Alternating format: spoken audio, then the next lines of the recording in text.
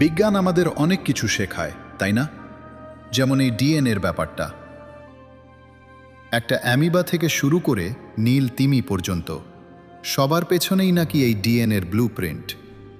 Bill Gates তো বলেই দিয়েছেন, এটা মানুষের তৈরি যে কোনো সফটওয়্যারের চেয়ে কোটি গুণ বেশি জটিল। এখন প্রশ্ন হলো, যদি একটা সফটওয়্যার নিজে নিজে তৈরি না হয়, তাহলে আমাদের শরীরের এই 3 বিলিয়ন অক্ষরের মহাজাগতিক সফটওয়্যার কি দুর্ঘটনাবশত তৈরি হয়েছে?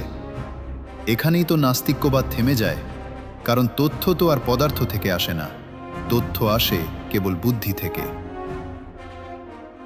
আচ্ছা, তোমরা কি কখনো ভেবে দেখেছো আমাদের শরীরটা আসলে কি? শুধু রক্ত মাংসের একটা স্তূপ? না, একদমই না।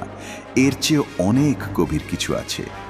আমাদের শরীরের প্রতিটি কোষে, জানো তো, প্রায় 3 বিলিয়ন অক্ষরের একটা ডিজিটাল কোড লেখা আছে।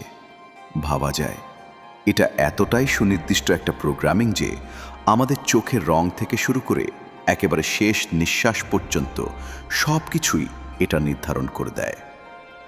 আধুনিক বিজ্ঞান যখন এই কোডটা ডিকোড করতে বসলো, তারা তো একেবারে স্তব্ধ হয়ে গেল। কারণটা খুব সহজ, তথ্য তো আর শূন্য থেকে আসে না, তাই না? কোড মানেই একজন কোডার, আর প্রোগ্রাম মানেই একজন প্রোগ্রামার। এটা এক অসাধারণ রহস্য। শুধু আমাদের শরীর নয়, পুরো মহাবিশ্বও চলে একটি সূক্ষ্ম গাণিতিক হিসাবে। যদি মহাকর্ষ বল মাত্র 0.00000001% কম অথবা বেশি হতো, তবে নক্ষত্রগুলো আজ জ্বলত না, পৃথিবী তৈরি হতো না, আর আপনিও এখানে থাকতেন না। বিজ্ঞান একে বলে ফাইন টিউনিং। এটি কি কেবল ভাগ্য? স্টিফেন হকিংয়ের মতো বিজ্ঞানীরাও স্বীকার করেছেন, মহাবিশ্বের এই গাণিতিক শৃঙ্খলার পেছনে কাজ করছে এক বিশাল লজিক।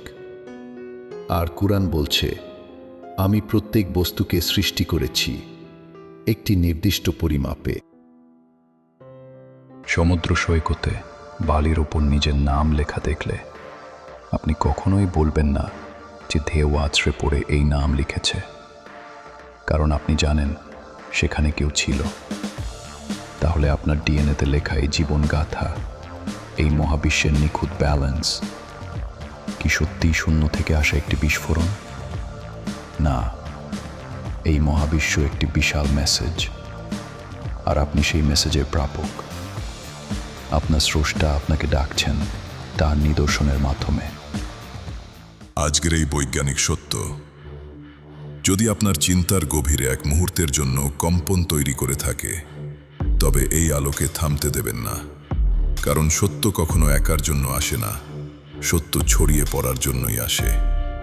হয়তো পরবর্তী ভিডিওতে আমরা প্রবেশ করব জান্নাতের সেই বিস্ময়কর স্থাপত্যে, যার বর্ণনা আধুনিক বিজ্ঞান আজও পুরোপুরি কল্পনা করতে পারেনি। আপনার মতামত লিখুন নিচে।